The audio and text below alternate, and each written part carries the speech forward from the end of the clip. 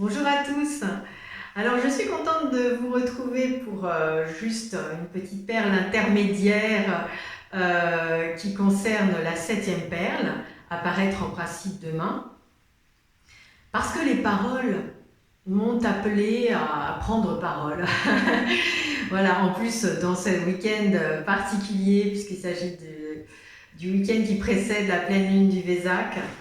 Donc, comme on le sait, une pleine lune qui est très célébrée en Inde et qui, on va dire, marie, fait alliance entre les énergies christiques et les énergies bouddhiques dans tout ce qui concerne l'amour charitable, la bienveillance, la compassion, voilà, la gratitude, autant de très belles vibrations qui devrait se ressentir ici et partout, et je l'espère se ressentir dans la vibration de ma voix quand j'enregistrerai demain cette mélodie que Hildegard de Bingen bien sûr a reçue comme toujours en inspiration directe avec Dieu. Donc les paroles en sont, je ne vais pas tout vous dévoiler ici, mais c'était pour vous dire qu'il y avait ce terme de charité, parce qu'elle s'intitule Caritas Abundat. Donc, les paroles signifient l'amour abonde en toutes choses. Alors déjà, moi, ça m'a attirée tout de suite. J'ai dit, oh là, celle-là, faut l'écouter et tout. Et puis regarder la partition et traduire les paroles, qui sont évidemment en latin, et qui m'ont permis d'aller un peu plus loin dans cette signification du premier vers, qui est d'une grande beauté. L'amour abonde en toutes choses. Donc c'est encore une fois une affirmation, une tranquille constatation, comme il en est quand on est dans la connexion au divin, et qui concerne tout le vivant, qui concerne tout un chacun, et qui nous fait penser à ce jaillissement à la fois des profondeurs et en même temps ce ruissellement des cieux ou des cimes, qui permet un magnifique jaillissement de l'amour. Alors de l'amour, oui, mais c'est là où intervient la réflexion intéressante que je veux placer depuis longtemps, même sur ma chaîne, par rapport à des expériences que j'ai eues dans mon parcours, notamment en tant qu'animatrice art-thérapeute auprès des handicapés, dans ce foyer de la Porte d'Italie à Paris. Parce que l'amour, oui, mais ce n'est pas évidemment cet amour, je dirais, limité, limitant, sclérosé éventuellement, empreint de nos manques, empreint de nos attentes. Donc cet amour purement humain, voire même très conditionné, souvent, parfois. Il s'agit bien entendu de cet amour qui est plus proche. Alors là, on va parler de teinte, on va parler de nuances, au lieu que là, le mot amour en français ne nous offre pas cette possibilité. Il s'agit finalement de la charité au sens plein du terme, caritas, et de ce type d'amour qui est posé je dirais en intention première. J'aime bien dire cela, la prime intention que l'on va poser devant toute expérience, en face de toute expérience, confronté à tout obstacle éventuel. Et c'est quelque chose de très puissant, puisqu'en effet, c'est une capacité que l'on peut acquérir au cours d'une évolution spirituelle. On pourrait dire presque qu'à la limite que toute évolution est d'une certaine manière spirituelle. En tout cas, c'est ce polissage du diamant intérieur, du diamant brut, qui peut-être se loge dans notre cœur, on pourrait y croire. En tout cas, dans le cœur, il y a, paraît-il, en effet, une intelligence, puisqu'il y a des neurones, enfin bon, en tout cas, c'est beau de voir que la science confirme ce genre de choses. Et cette intelligence du cœur qui nous invite à poser un regard, à accueillir les choses avec ce parti pris d'une unité, ce parti pris d'une communion, d'une compréhension, et ne pas intervenir avec un mental qui va diviser, qui va analyser, disséquer, voire même juger telle ou telle personne, telle ou telle situation. Donc, c'est ce positionnement, en réalité, cette tournure de cœur, cette tournure d'âme, cette tournure d'esprit, qu'on est invité par ce chant à mobiliser le plus possible.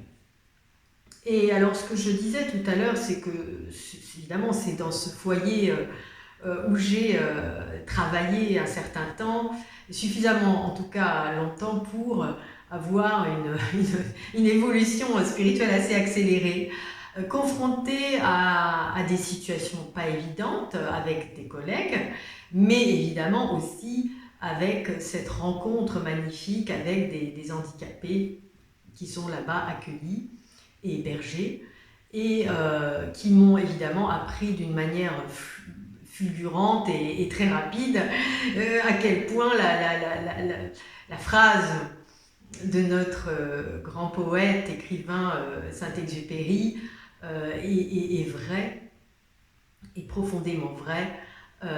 On ne voit bien qu'avec le cœur, l'essentiel est invisible pour les yeux. Alors, bien sûr, ces hommes, ces femmes, ces personnes ont une apparence, pour la plupart, je dirais, ils sont cabossés par la vie, ils sont abîmés, ils sont tordus, ils sont... Voilà, donc il y a une apparence qui peut parfois même sembler repoussante à première vue.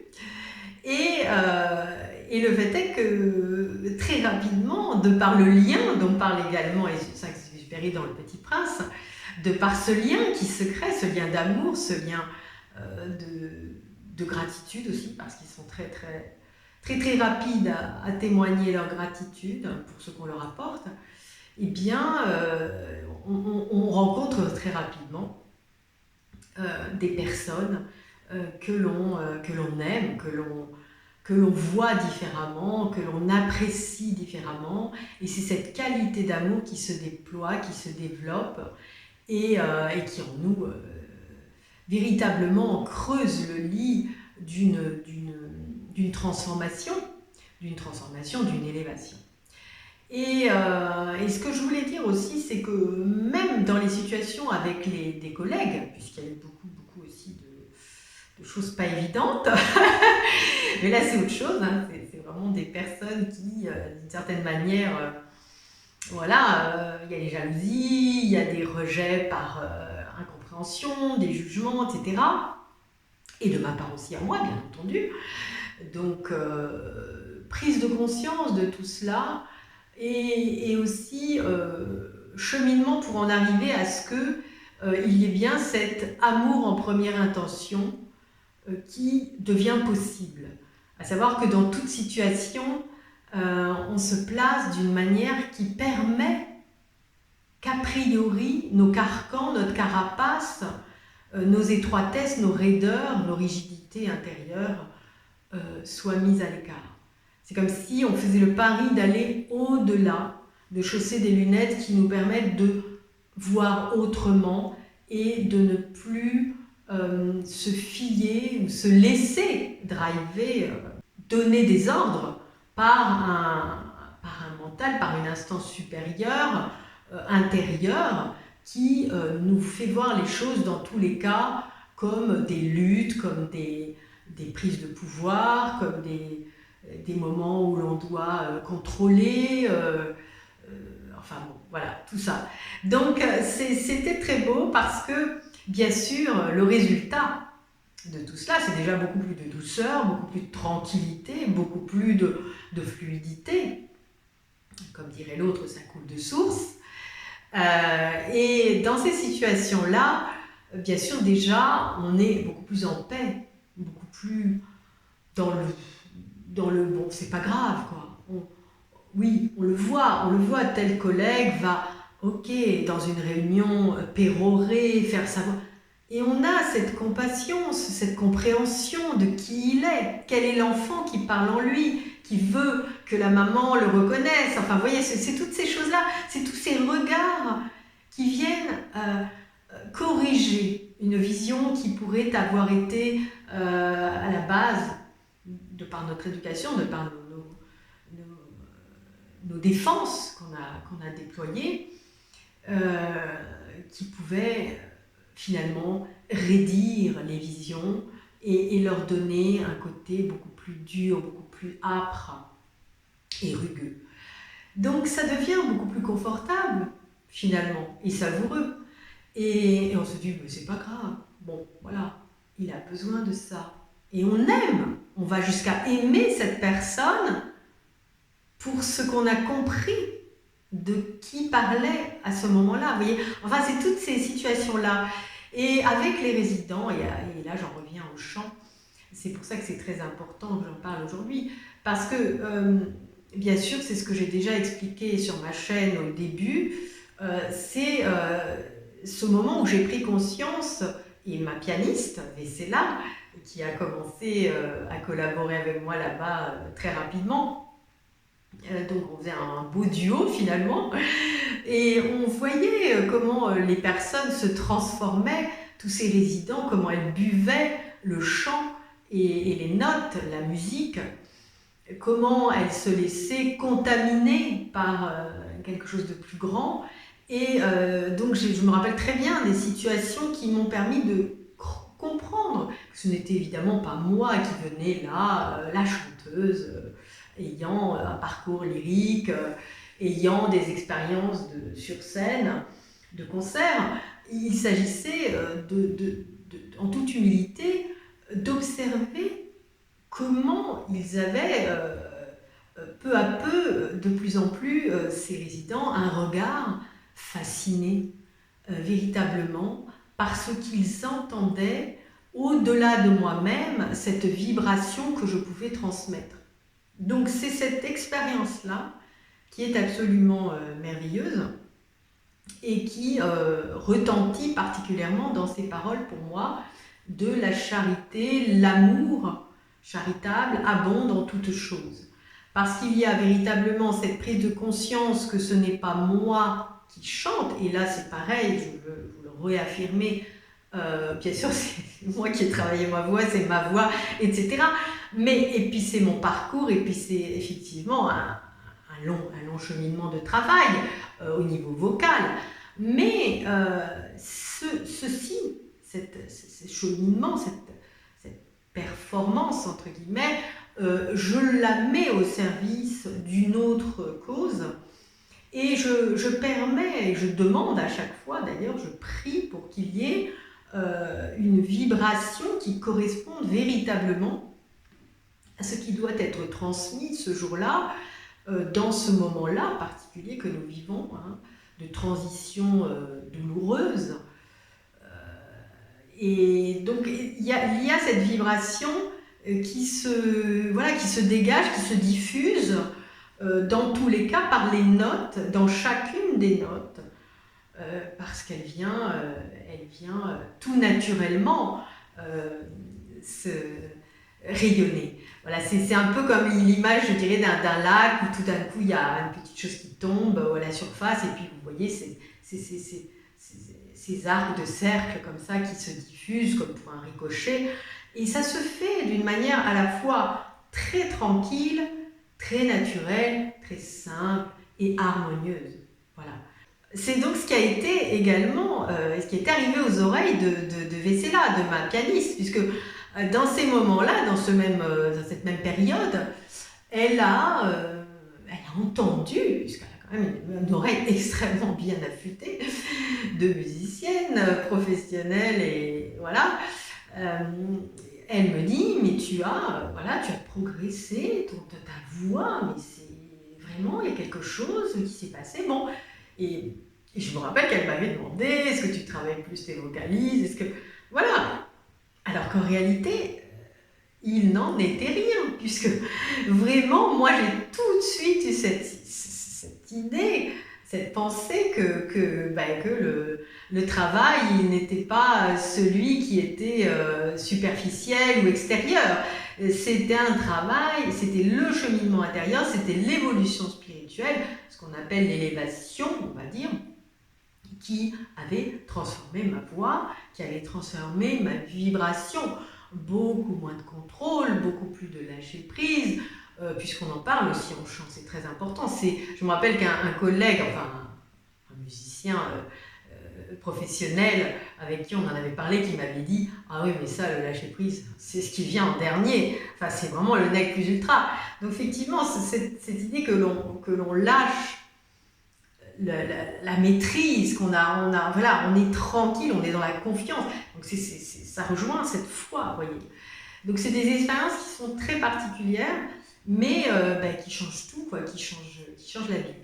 Et donc là, je voulais juste terminer toute cette expérience que je vous ai partagée à propos de quelque chose de personnel, puisque je pense que c'est important de ne pas toujours être dans la théorie, la spiritualité ou même le chant, la technique en théorie. Ce qui est important ici, c'est que je transmette des choses qui me tiennent à cœur parce que je les ai réellement vécues et qu'elles ont vraiment eu un impact, une transformation sur ma vie, sur mes choix. Et là, par exemple, je me rappelle également une interview, une conférence d'Ariane Biran, dont je vous ai peut-être déjà parlé, qui a déterminé également le choix que j'ai fait au niveau professionnel et voilà, de mon projet que je mène ici dans le Sud. C'est vraiment quand elle parle de la charité en tant que le grain de sable qui vient s'interposer dans la machine totalitaire, dans le déferlement totalitaire. Elle cite la pensée de Giorgio Agamben, lorsqu'il dit justement que c'est cette initiative totalement désintéressée d'une personne, d'un être humain qui vient enrayer le processus finalement que l'on vit actuellement. Hein. Donc là, je le mets au présent et je dis bien qu'il y a cet élan du cœur, cet élan pur, de générosité pure, je dirais presque innocent, ce mouvement d'une personne qui est imprévisible et qui résiste, qui est profondément à toute vibration, toute basse vibration, la peur de manquer, la peur de ne pas faire comme il faut, la peur d'être jugé, etc. Voilà, et qui va vers l'autre, qui va vers le prochain. Donc là, on est vraiment dans le sacré aussi, puisque on est dans l'amour christique, avec cette idée que l'amour abonde dans toutes choses, parce que c'est à la fois cet amour divin que l'on porte en soi, et c'est cet amour charitable, cet amour de la gratitude, cet amour de la bienveillance, qui vient, comment dire, à la rencontre de l'autre. Puisque là, effectivement, il s'agit surtout de faire vibrer dans chaque note cette nouvelle énergie de ce qui nous permet d'être un ferment pour ce nouveau monde, pour cette humanité qui se transforme. Je rappelle que nous avons à écrire ce futur désirable, ce futur lumineux, qui n'est pas encore, évidemment, qui n'est pas encore là, et surtout nous avons à affirmer cela, à réaffirmer sans cesse notre groupe, le collectif, en co-création, bien sûr, avec toutes les présences lumineuses qui nous accompagnent, et avec le Christ, avec Marie. Bien sûr, il y a cette nécessité d'être en travail, en collaboration les uns avec les autres, dans cet orchestre, qui n'est pas encore prêt de jouer la symphonie, mais qui y travaille. Et bien sûr, de faire contrepoids je dirais, par nos notes, par notre chant, nos vibrations, à ces basses manœuvres, aussi à toute cette masse de personnes qui, elles, sont en train finalement de vibrer bas, parce que très peu de conviction, très peu de foi, très peu aussi de protension collective vers un idéal sacré. Et donc, dans cette absence de conscience des choses, dans ce flottement, dans cette tiédeur, on ne crée pas grand-chose. Hein. Donc, que ce soit ceux qui, eux, cultivent la vibration très basse et les choses les plus noires, une poignée de personnes finalement, et toute cette masse qui, elle, n'a pas encore, et c'est son jugement hein, que je le dis, mais bon, qui va être dispersée, parce que quand on est dispersé, on concentre moins, hein, c'est comme ce que je disais pour le son, hein, le chant, le son, il est concentré, il est conduit, vous voyez, il est porté. Donc quand on n'est pas dans cette conscience d'être à chaque instant dans le quotidien, amené à changer son regard, à changer sa manière d'aborder les choses, eh bien, on n'écrit pas grand-chose, et quelque part c'est tant mieux, mais toujours est-il qu'il y a progressivement finalement à appeler, à contaminer ceux qui sont dans ce flottement, qui sont dans cet entre-deux. Voilà. Donc, par chance, comme je rappelle, la vibration la plus haute est celle de l'amour, et gratitude, joie, etc.